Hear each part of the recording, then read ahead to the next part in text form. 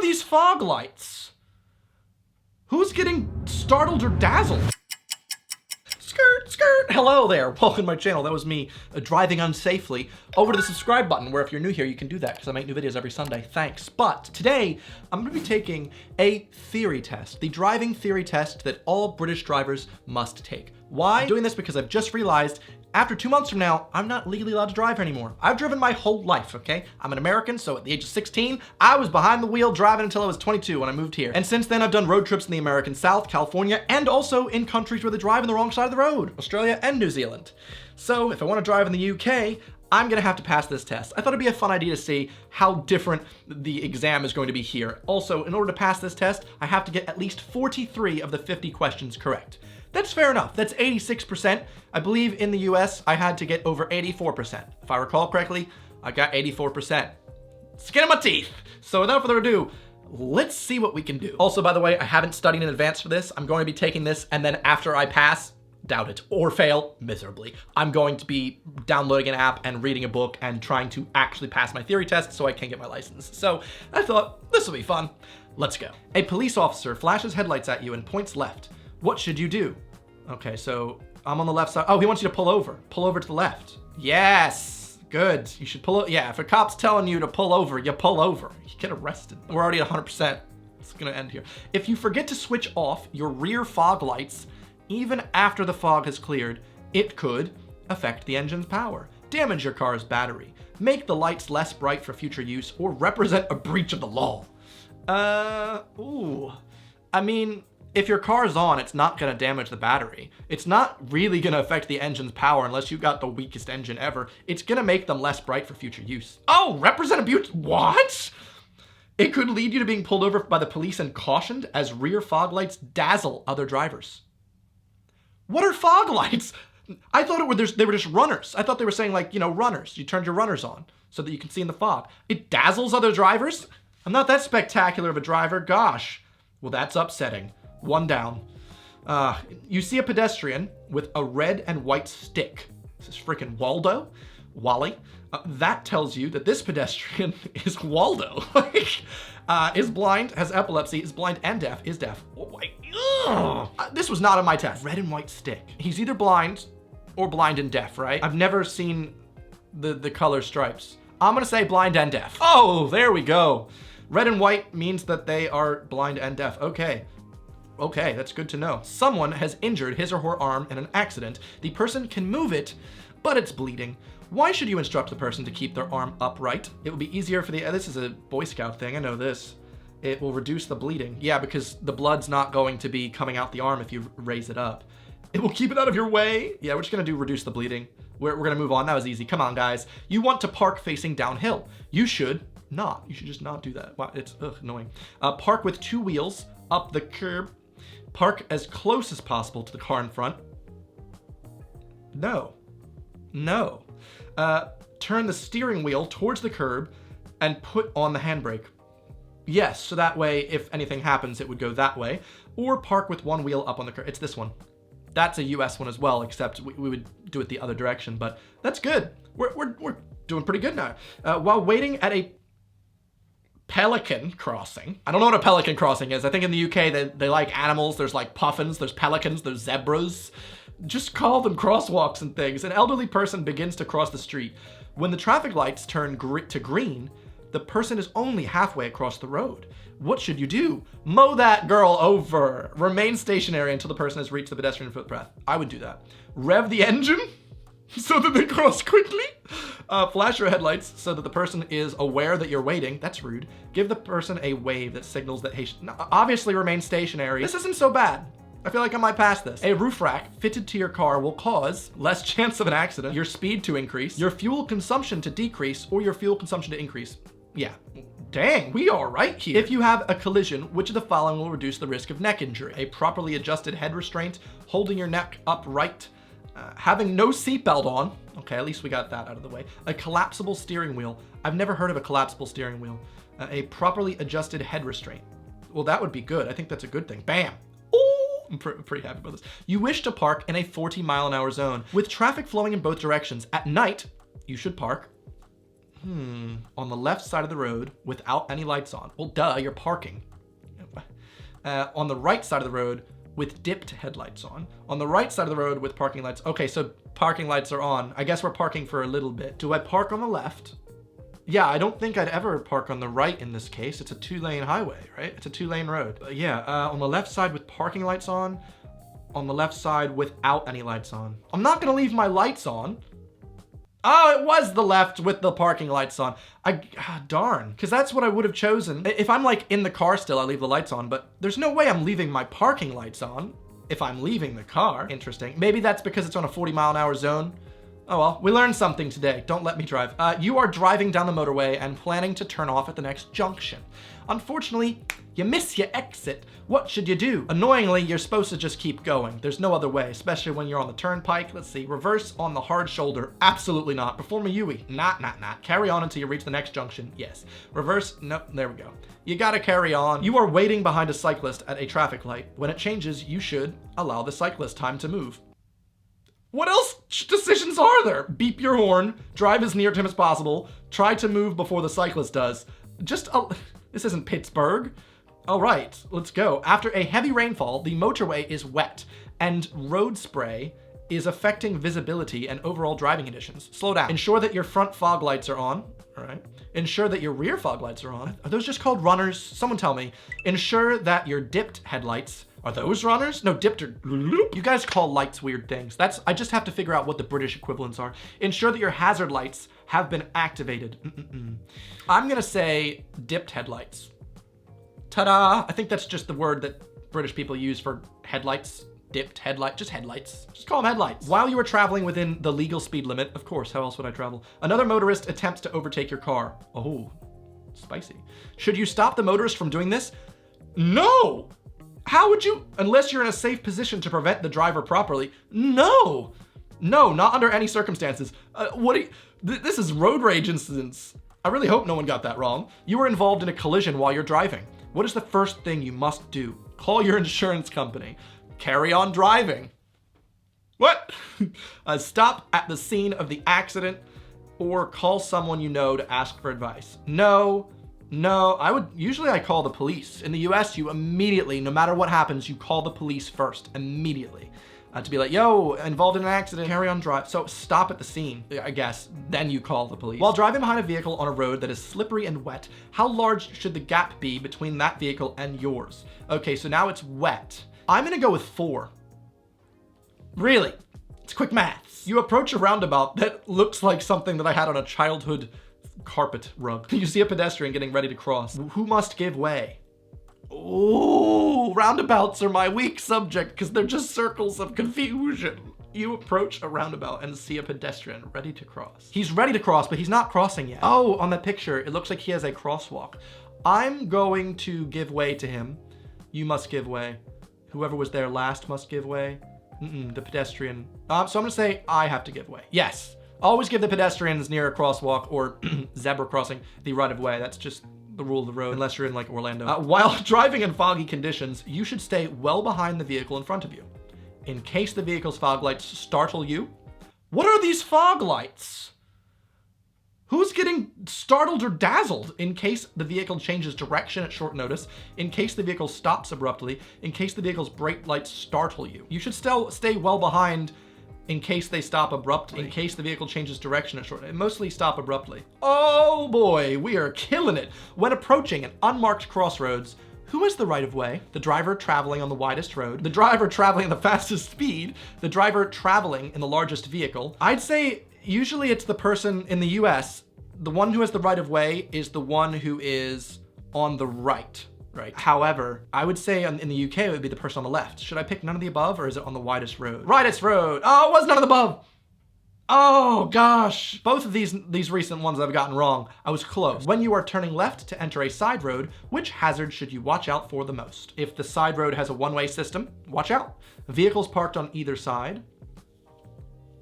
Congested traffic, pedestrians. So you have to cross traffic to take this left, right? Oh no, you don't. In the UK, you're not crossing traffic. So congested traffic, I don't think really matters here. You're just slowly making your way around. You should watch out for pedestrians, I'd say, more than anything. Yeah. Yeah, your mobile phone rings while you're driving your vehicle. Why did you have it on? Tisk tisk.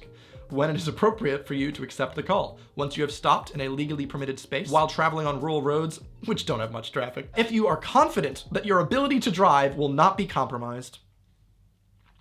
While on dual carriages and motorways. Well, clearly it's once you have stopped in a legally permitted place. As you are driving, ahead of you is a bus at a designated stop. You should brake suddenly behind the bus and wait for it to go.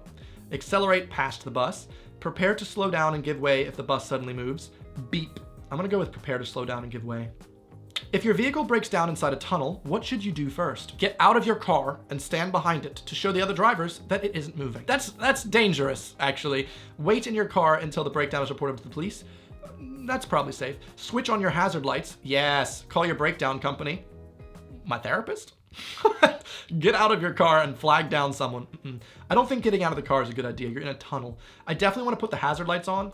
Call your breakdown company. Wait in your car until the breakdown is reported to police. Who's gonna report it? Oh, thank God. Okay, switch on the hazard lights. Because I felt like hazard lights is the first thing you gotta do if you're in a breakdown. I don't know what the breakdown company is. Roadside assistance, AAA, that type of thing. All right. In which of the following situations should you never overtake cyclists? London. It's dangerous. On approach to a roundabout, immediately before making a left turn. All right, so I'm about to make a left turn. Yeah, I wouldn't wanna, no. Where the road narrows. Oh gosh, yeah. All the above. You know what? We're gonna do all the above. Just don't. Overtaking cyclists is scary. You must not reverse your vehicle. Okay.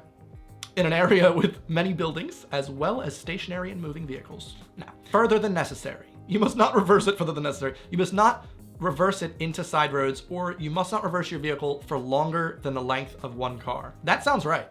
Oh, they got me. Further than necessary. I can't believe that's right. That's such a generic answer. Gosh, well, we'll try our best. You are towing a trailer on the motorway. What is the maximum speed at which you can travel? Towing a trailer on the motorway. I'm gonna say, well, there's a hint. There's not gonna be hints on the real one, so I'm not gonna click the hint. I feel like I've seen signs before that say if you're towing a trailer on a motorway though. It's a motorway. I don't think that really has anything to do with it. I'm gonna say 60. 40's way too slow. Oh, a trailer. 60. Yes, okay, 40 is way too slow. I would never drive with a trailer. The first MOT certificate will need to be acquired blank after the purchase of your new car. My friend Luke just told me this. MOT is like the certificate that proves that your car isn't a jalopy. It's definitely not 1 year. It's like a nice, if it's a new car, it's like a couple years. I'm gonna go with 3. Oh, thank you, Luke. Give me extra points. Which style of driving will cause risk to all on the road? Responsible, defensive, competitive, or cautious? Competitive, of course. I'm very competitive, but not when I'm driving. For which vehicles should you allow extra room when you overtake? Road sweepers, tractors, cars, motorcycles. Oh, so you need to allow extra room when you overtake people. I think tractors. Tractors are the biggest. Road sweepers are really kept to the side. We're gonna go with tractors. Motorcycles, because the wind. That's fair. I'm just thinking about my farmer friends. I've overtaken loads of tractors growing up in rural Jersey, so one more wrong and I'm done. Darn it. While at a mini roundabout, you need to give way to oncoming traffic on your right. Sure. Give way to oncoming traffic ahead of you. Come to a halt even when there is no traffic. No. Give way to oncoming traffic on your left. No, so you're on the left side of the road and the cars are gonna be coming from the right, so we're giving way to oncoming traffic on your right. Ta-da!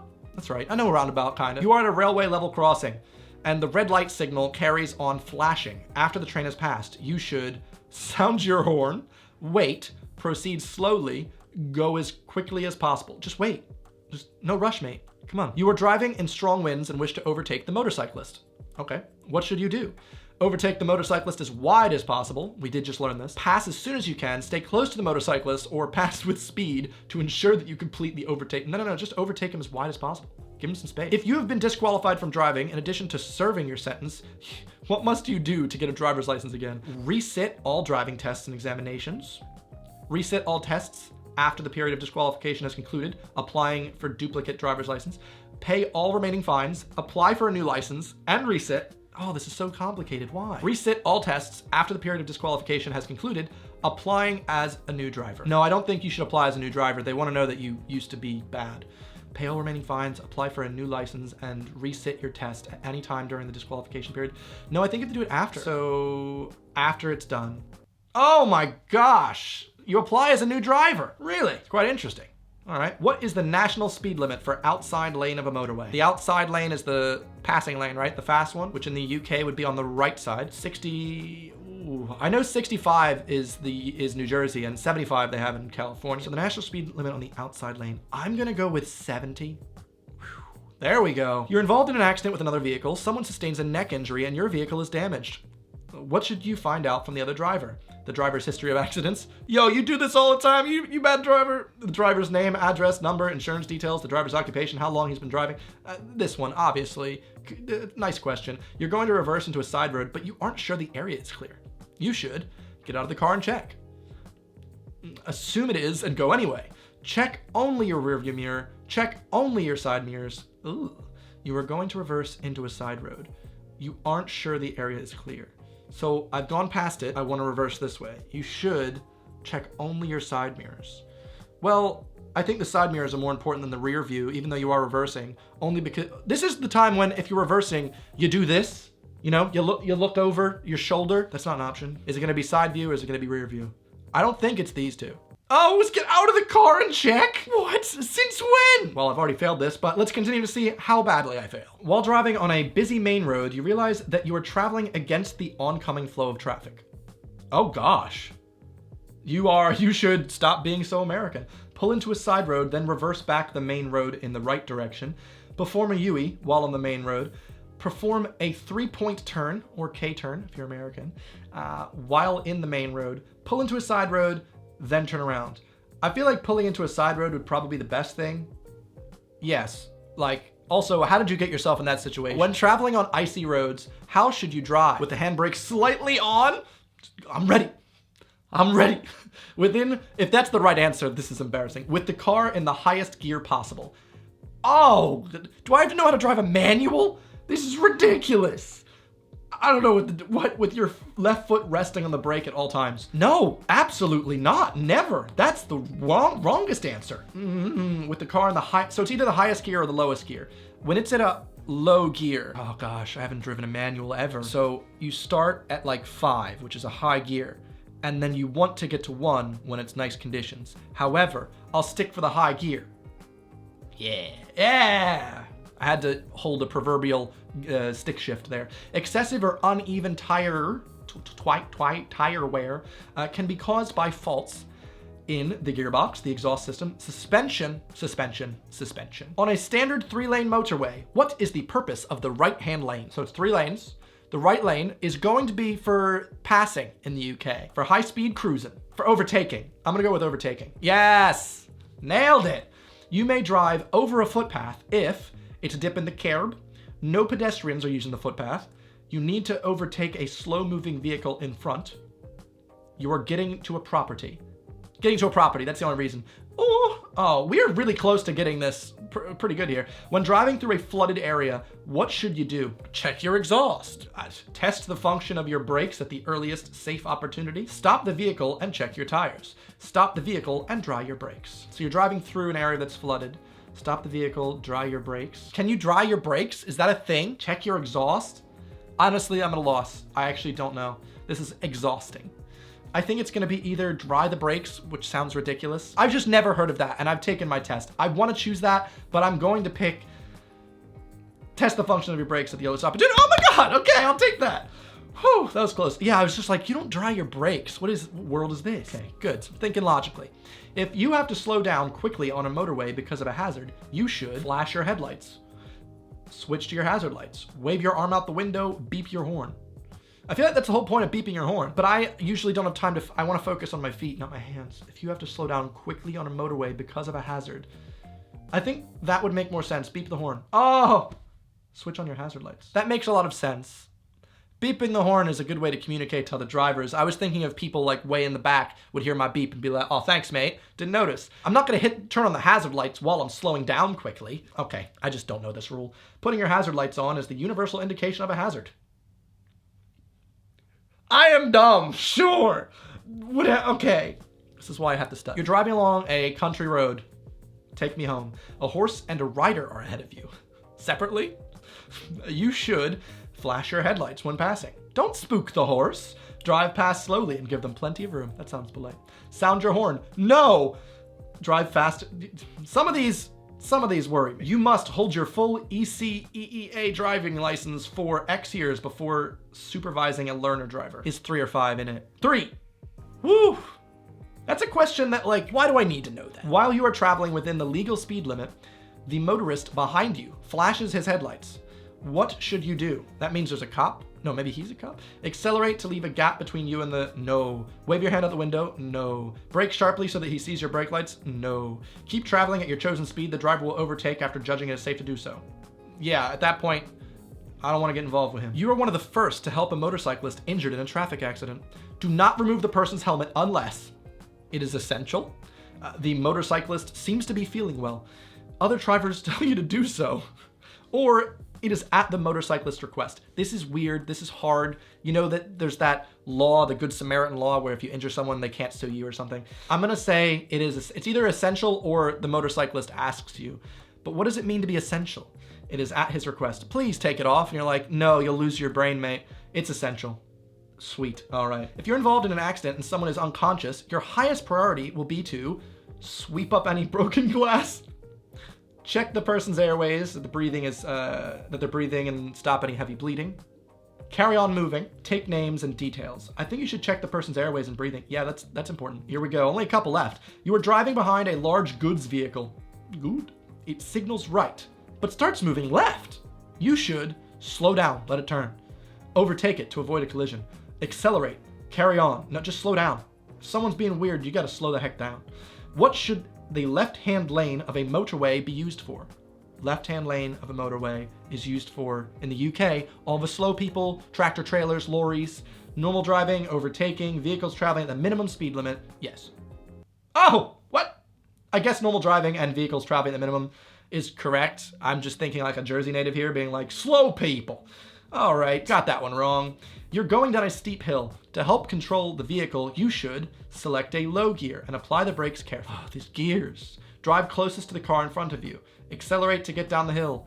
Select a high gear and apply the brakes firmly. I don't think you should apply the brakes firmly. Oh, if it's a steep hill. It's a very steep hill. All right, so the low gear, such as 1, is when you can go really fast and it's easy. So I'm gonna go with 1. Nailed it. View results. Not enough to pass. 41 correct answers, 43 needed. I was very close. If I put my heart into this and study, I genuinely think I could pass this test in a week or 2. Like I said, I bought the book and I'm gonna be downloading the app. I wanna get these 100% next time so I can be a safe driver. Well, I was close, but it looks like I did get an 82%. 2% less than I got in the US. Not so bad considering I had no clue what a lot of the different words meant. I got lucky maybe. Need more studying. Tell me how you did, by the way. If you've passed your driver's test, did you manage to get a high mark or did you just barely pass? Or how'd you do on this one? I don't know. I think I made some easy mistakes, but a lot of these questions weren't so bad. If the mistakes I made in this video drove you crazy, give the video a big old thumbs up and subscribe because I make new videos every Sunday. Haven't taken a break in like 7 years. Anyway, thanks so much for watching. I'll see you guys next week. Goodbye.